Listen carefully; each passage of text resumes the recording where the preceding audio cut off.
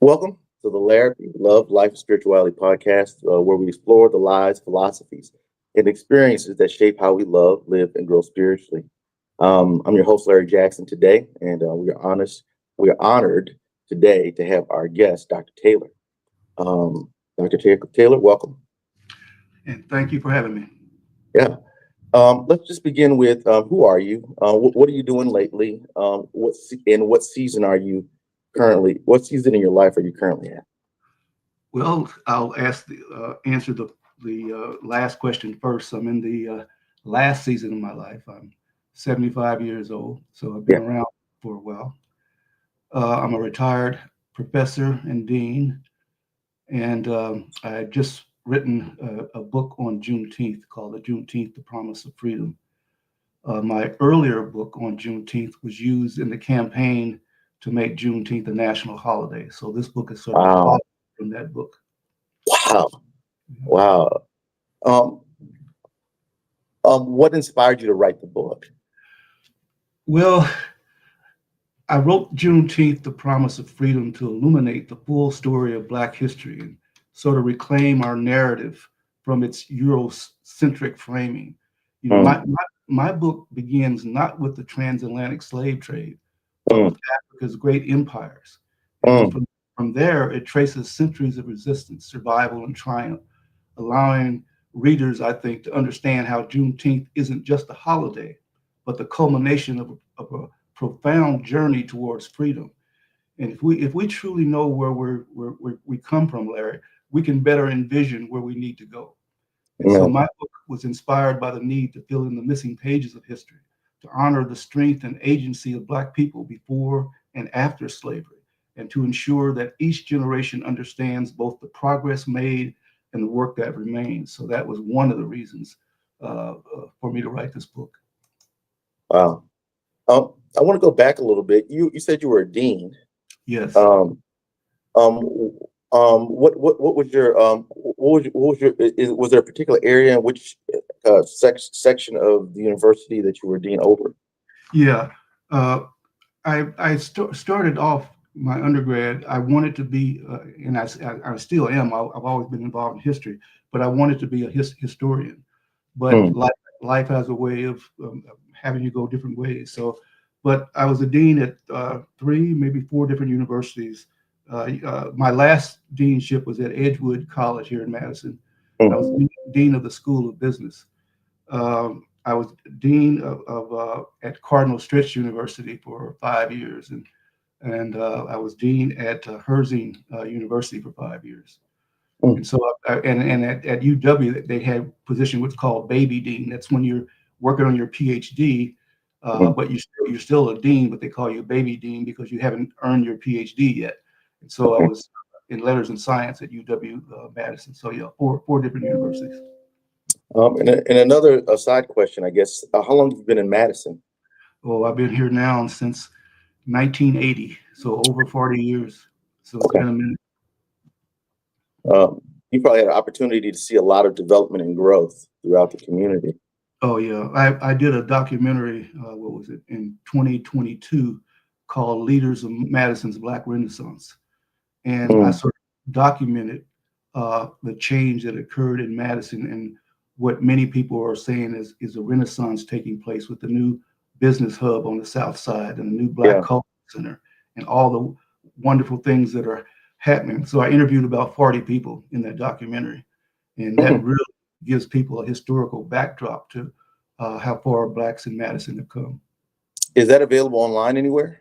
Yeah, it's available online.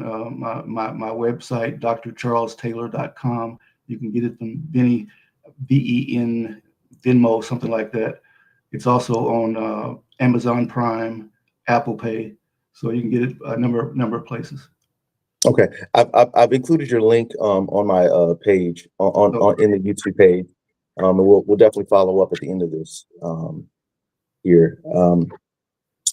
As far as some questions on my end, specifically related to the podcast, life is filled with twists and turns. Can you share a memorable life experience or challenge that help shape the way you are today? Well, there are probably so many at my age, but uh, when I was 16, a leader came to our community. I'm from Cape Girardeau, Missouri, that's south of St. Louis, and uh, he really introduced us to our culture and our history. And he sort of politicized us. He told us that America could offer us more than dope, jail, or the military. And he challenged us constantly. And so that was a profound change in my life. And that really was my start in my love of history, because he told us that we came from greatness, that we're kings and queens in our history, and that we need to reclaim that history. And so that was clearly a turning point. Um, did it? You know, you indicated that their love for history came from this pinnacle point. Was that a direct impact there, as far as did the inspiration to be a historian come from that point, or were there other things along the journey? Yeah, there were other things, but that was certainly the starting point. And I was fortunate enough, when I was an undergrad, I had a lot of great history professors that sort of mentored me and took me under their wing. And I became the first Black teaching assistant in the history department at that university.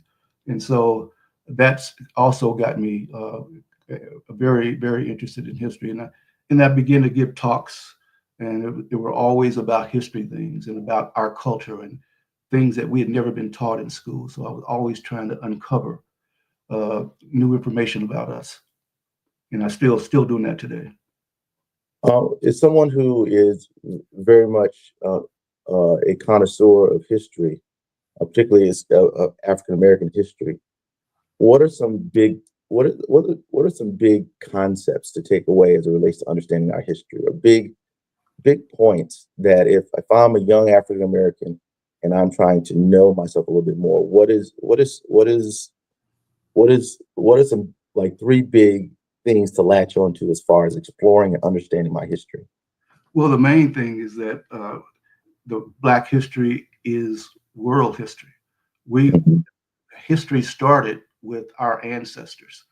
And so we have to understand that is the main thing, that there is no history without Black history. And that all these great accomplishments, the pyramids, the Sphinx, and all these things in Africa came about because of brilliant Black minds. And we have a rich history. And my book explores that. My book, as I mentioned, doesn't start with slavery. It starts with Africa and Africa's greatness, and it describes a number of empires and the contributions they made to the world, and the fact that Europe knew that Africa was the foundation of the world, but all the lies and the oppression that followed. But that would be the number one, that we've come for greatness. We're all connected, but Africa is the birthplace of humanity. Okay. And history, I'm sorry, I was just going to make that last point. And if history doesn't start in Africa, then it's fake history from the beginning, because you have to start where humankind first walked the earth. Right. I want to pivot the question a little bit differently. Love is one of the most powerful forces in the world. It shows up in many forms. Can you share a moment of love or kindness that deeply impacted you, either personally or something you've witnessed? Oh yeah, there are many many examples, but one was with my French teacher when I was in college. My wife and I were both students, college students. Historically, had no money, we had no funds, and our son was just born. And back in that day, everything was covered except for $50, and I didn't even have $50 in my pocket. But my teacher, who teaches French at the college that I was going to, she walked me in the rain and paid the hospital bill to get my son out of the hospital so that we could take him home. And that was an act of love, an act of kindness on her part. What was, based off of that experience and an act of kindness, was there anything that you took from that even transferable to even today? Oh yeah, it's always good to be kind, to help others in need. That's just a fundamental principle that I live by, because we're going to be in need someday. And we're going to need some help, and the kindness that we show to others and share to others has a way of finding its way back to us as well. So kindness is one of the better attributes someone could have towards other human beings. Um, Mental health is an essential part of our overall wellness. What is your personal view on mental health? Do you think it's important? Oh, of course it's important, but it's affected by so many things. And Mm, if Black people had justice and mm, jobs and housing and all of those things, they all impact mental health. And so if this society is going to be fair with people, then I have a feeling that the number of people who need mental health services may decline. yeah, But we can't keep lying to people and pressuring people and doing all these things and making their life miserable and not think that it's going to affect their mental health. Of course it is.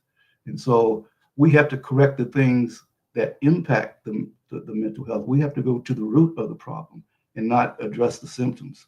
And I don't think it's doing too much of that. We want to think that if we give more mental health services without addressing the root, all mm, we're doing is finding a way to address the symptoms and not really deal with the real problem. yeah. So social justice first, and then mental health second. Yeah, well, they go hand in hand because they impact each other. And Yeah, so if you straighten out the social justice part, you're going to need less of the mental health services. right, right. 100%. I agree. Have you experienced mental health challenges even in your own space? Well, I haven't to the point where I would need some services, but there is no one on this planet that escapes without being scarred in some way. So we're all affected. I'm affected by the policies that come out of Washington D.C., the injustices. I'm affected by the what's happening in Gaza. I'm affected by what's happening in Africa. Mm, And I'm affected because I don't know what I can do about it. I know it's wrong, but that affects my mental health because I want to be able to contribute and worry about other things. But if all I see is humankind being cruel and evil to humankind, that mm, clearly affects our mental health collectively. yeah. What advice would you offer someone who was going through some tough times or dealing with their own mental health challenges or are impacted by social injustices? What advice would you give someone in that position? Well, I say they should try to get the help they need, wherever that may come from. It may come from a pastor, it may come from a friend, it may come from their parents, or they may need professional help. But get the help that you need so that you can, get on with your life. And to postpone it's just going to worsen it because you still have it inside and you haven't talked it through with anybody. And so I would certainly say get the help you need. And again, try to find out what the root of your concerns are. Yeah. Um, I'm going to ask another pivot question. Spirituality means different things to different people. How would you define spirituality for yourself? Well, it's probably believing in a higher source and believing in a higher purpose. Because before there was Christianity, before there was Islam, there was African spirituality. Mm, And so spirituality came before all of these other religions. And so if we can connect, another way that Africans viewed spirituality was the word consciousness. mm, They viewed it as a sort of a collective consciousness that when we're in balance, there's very little that humans couldn't do because they all had this collective consciousness. So they could build pyramids, they could do all these wonderful things that we're still in awe of today. And so religion got confused with that type of spirituality, that type of consciousness of goodness, of wanting to live for a purpose. Uh, that got sort of thrown by the wayside when we introduced religion. Do you believe in God? What is not to get too deep into your belief background, but like, do you think it's important to have a relationship with God? I think it's important to have a relationship with spirituality, to understand that we're all gods, that we collectively is how things change over time, our ancestors and all of that. So it's not a question of that. Is you remember I've studied history and I've studied all the religions, and I know when they were, the book wasn't even, especially Christianity, wasn't even written till in some cases 200 or 300 after Jesus had died, and the people had really no contact with him. So it was hearsay from hearsay. Islam, it doesn't matter. I respect people's right to believe. My sister is a preacher. Yeah, I've got a lot of religious people in my family, but I just separate that from spirituality, Okay. because if you have spirituality, you can ask, where was God in Gaza? Mhm. Where was God during slavery? But if you have religion, you can't ask the tough questions. Mm. And Okay. so if when you're able to ask the tough questions, then you get different answers. And then you Mhm. can begin to critically think about religion and spirituality and all these other things rather than accept what you've been told. Yeah, I think it's a combination. I think everybody should push their knowledge all the way to the edge. I sincerely believe that with regards to whatever is presented in front of them. How do you push that all the way to the edge of what you know to be true? I think that's the quest of everybody, I suppose. Yeah. Um, can you share a personal experience or practice that brings you peace and connection? Peace and connection. Yes. Well, I love talking about history to different audiences around the country, um, and just to hear people's response and the give and take, and uh, people really are interested in learning the truth about our history. And this is the white audiences too.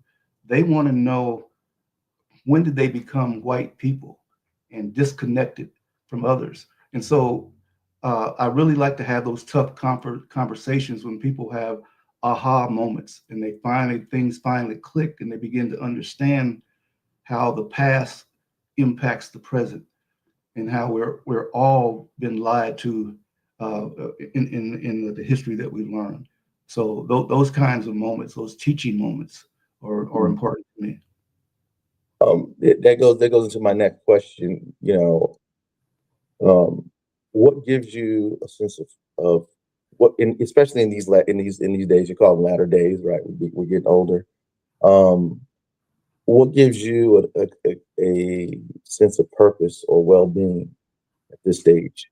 Well, my work, because I primarily do two things. I produce documentaries and I write books. Mm. And this book is probably my last book, because it tells the story that I wanted to tell, from Africa all the way up to the present day, Juneteenth, the promise of freedom. And it explains how African civilizations were destroyed. It explains the transatlantic slave trade. It explains how Africa was not only the foundation for civilization, but its people populated the globe. And so it affected the whole world. So when you're talking about world history, you have to begin with African history. There's no other question. And I talk about Jamestown. I talk about whiteness when it first developed in the colonies, and Mm.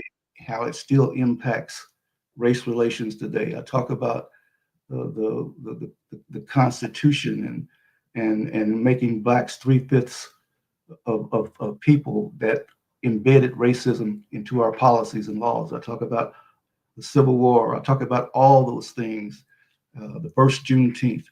And so my book really captures our history in a holistic way and shows what types of laws and policies that have affected Blacks since they've been in this country. And so if people get a chance to read that book, I think they will learn things that they probably didn't know before.